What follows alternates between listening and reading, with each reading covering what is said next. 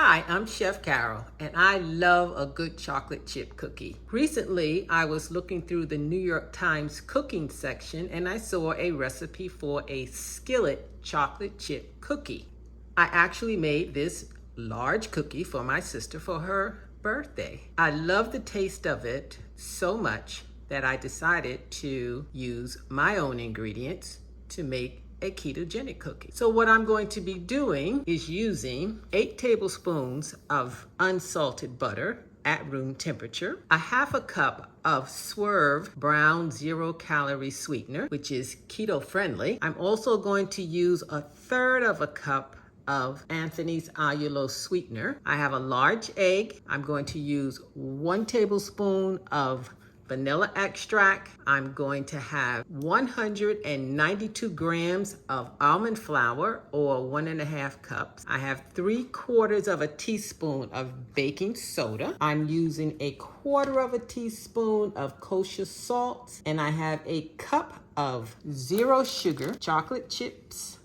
I also have a cup of unsalted dry roasted pecan pieces. My oven is going to be at 350 degrees. I'm going to take all of these ingredients, and you can use a large wooden spoon or an electric mixer on medium speed. You're going to start by combining the butter, the brown sugar, and the granulated sugar and beat it until it's smooth, about a minute. To that, you're going to add in the egg and the vanilla and beat it just to combine it. Next, you're going to add in the flour mixture, which is the almond flour, the baking soda, and the salt. Add that to the butter mixture and just mix it until it's combined. Once that's done, I'm just going to add in the walnuts and the chocolate chips. How easy is that? I'm also going to use a cookie scoop, a 2 tablespoon cookie scoop, and I'll use a sheet pan with parchment paper, and I'll bake them for about 7 minutes. I'll check them to see if the edges are brown, and then I'll go back and check them again. As you know, with cookies made with almond flour, you have to let them sit until they cool off completely, because they will break in your hands very easily. So let's get started.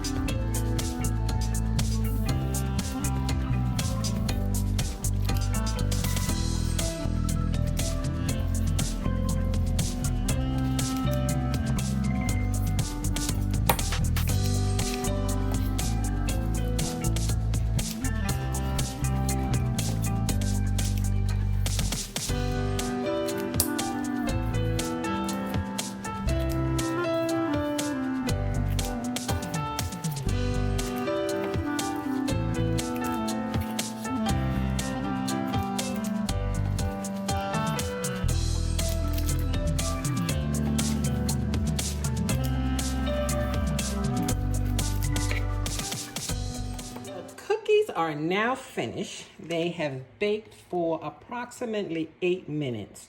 So what you want to do is start noticing when the cookies start to brown around the edges. And when they are browning around the edges, even though it looks a little undone on the center, you can actually take the cookies out and they will do crossover cooking while they sit and cool on the stovetop. And because I used a parchment paper, you'll notice that the cookies are very easy to pick up and remove. This recipe made about 30 cookies. And what I will do is freeze half of them and put the other half in the refrigerator. And I will eat one cookie with each of my meals. Portion control is really important. Even when you're doing a ketogenic size cookie, you still have to watch how much you eat. So the cookies are soft, they look delicious, and because I make them all the time, I know that they are. So bon appetit and enjoy your cookies. See you next time.